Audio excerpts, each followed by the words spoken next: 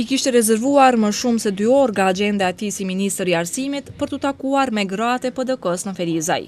Ministri i arsimit në këtë tubim partijak mori me vete një varg kërkesash e akuzash lidhur me qeverisjen e pushtetit lokal në Ferizaj.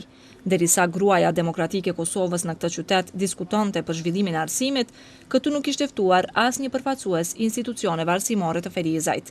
Pas debatit të gjatë që u zhvillua, ministri i arsimit para të pranishmeve vlerësoi se qeveria Ferizajt është modeli më i keq në Kosovë sa i përket zhvillimit të arsimit.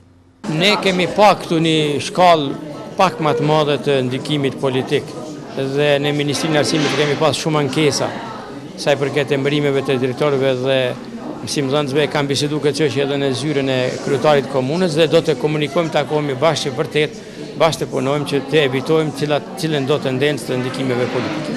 Të ftuar në këtë takim me ministrin ishin edhe pjesëtarë të shoqërisë civile, të cilët e bojkotuan tubimin, duke vlerësuar se ishte kryekput fushat zgjedhore. Madje, përfaqësuesit e OJQ-ve kërkuan përgjegjësi që ministri i arsimit në orar të punës po mban tubime partijake.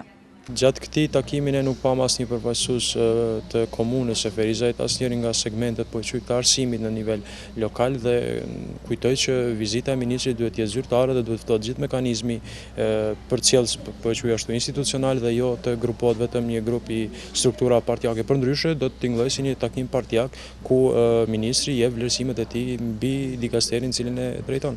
Por të pronte në një vendim të mirë për gjendjen e arsimit do të ishte shumë më mirë se sa në një gjendje për të prezantuar kënaqësitë e Partisë Demokratike dhe është njëra prej shqetësimeve tona që ky zyrtar i lartë është një prej shqetësimeve tona që në këtë pozitë nuk e realizon detyrat dhe obligimet që ka si ministër, po vjen për të realizuar interesat e tij individuale. Besoj që është një keqpërdrim i detyrës dhe pozitës së tij zyrtare dhe duhet që mos jetë të zhvillohen mosat dhe mos përsëritet natyrisht, por edhe të mirën mosat edhe nga liderët e tyre, partijak, por edhe ashtu edhe nga kryeministri i vendit, sepse është gjendje jashtëzakonisht shqetësuese.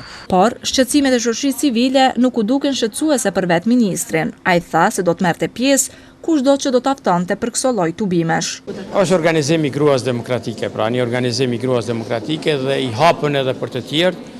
Dhe kjo është krejt e natyrshme, por unë jam i gatshëm edhe në tubime të tjera të shoqërisë civile apo të kujdo tjetër të marrë pjesë. Në anën tjetër kam një komunikim të shkëlqyeshëm me kryetarin e komunës dhe ne jemi bashkë pothuajse në çdo aktivitet në komunën e Ferizajt, qoftë në vëzhgim të shkollave, qoftë në prurime, qoftë në testin e maturës, sepse duhet të betisohemi që çështja e arsimit është çështje e prindve, çështje e nxënësve, jo çështje politike siç trajtohet nganjëherë. Në këtë tubim të gruas demokratike të Kosovës në Ferizaj, ministri Arsim Bajramit ju adresuan probleme dhe ankesa për arsimin e Ferizajt, kurse ai u zotua që ato shumë shpejt do të marrin zgjidhje.